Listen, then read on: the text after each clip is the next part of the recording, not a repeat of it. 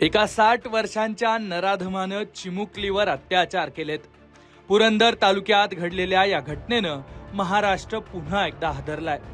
पुण्यातल्या नसरापूरमध्ये काही महिन्यांआधी घडलेली घटना ताजीच असताना आता पुन्हा एकदा त्याच पुण्यात चीड आणणारी घटना समोर आली आहे। या प्रकरणात 60 वर्षीय आरोपीला पोलिसांनी अटक केली असून त्याची सगळी कुंडली आता पोलीस बाहेर काढतायत।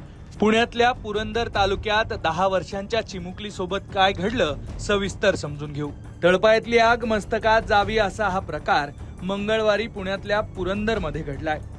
11 ऑगस्टला दुपारी 12:30 वाजण्याच्या सुमारास पुरंदरच्या एका गावात सीताफळाच्या बागेत ही संतापजनक घटना घडली आहे। एका अल्पवयीन मुलीला हिरून आरोपीनं तिला सीताफळाच्या बागेत नेलं आणि जबरदस्तीनं तिच्यावर अत्याचार केलेत।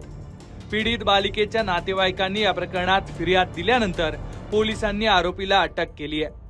अटक केलेल्या आरोपीचं नाव झुंबर खोमणे असल्याची माहिती समोर आलेली आहे। जेजुरी पोलीस ठाण्यात या आरोपी विरोधात गुन्हा दाखल झालाय। भारतीय न्याय संहितेच्या कलम 64(1), 64(2), 64(2) के, 65(2), 351(2) आणि 3 तसंच बाल लैंगिक अत्याचार प्रतिबंधक कायदा अर्थातच पोक्सोच्या कलम 4 आणि 6 अंतर्गत गुन्हा नोंदवण्यात आलेला आहे। जेजुरी पोलीस स्टेशन हद्दीत काल दिनांक 11 ऑगस्ट रोजी दुपारी एका अल्पवयीन मुलीवर शेजारील राहणारी 60 वर्षीय इस्माने अत्याचार केल्याची घटना घडली। सदर घटनेची माहिती मिळताच पोक्सो कायद्याअंतर्गत गुन्हा दाखल करण्यात आलेला आहे। तसेच घटनास्थळावरून पळून गेलेला आरोपी याचा शोध घेऊन त्याला ताब्यात घेण्यात आले, त्याला अटकही देखील करण्यात आलेली आहे। सदर गुन्ह्याचा तपास हा वरिष्ठांच्या मार्गदर्शनाखाली सुरू आहे।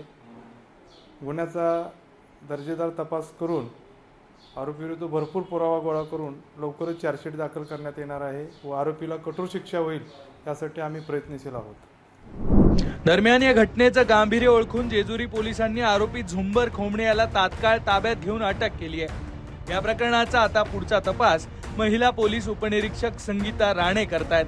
तसंच जेजुरी पोलीस ठाण्याचे पोलीस निरीक्षक रवींद्र पाटील यांच्या मार्गदर्शनात या प्रकरणात पुढची कारवाई होणार आहे। एकूणच नसरापूर प्रकरणात नागरिकांच्या संतापाचा झालेला कडेलोट हा राज्यानं पाहिला होता आणि त्यानंतर आता ही निर्माण झालेली परिस्थिती पाहता यंत्रणेसमोर या प्रकरणात चिमुकलीला आणि तिच्या कुटुंबियांना लवकरात लवकर न्याय देण्याचं मोठं आव्हान असणार आहे। पुण्याहून निलेश जाधव, लोकमत।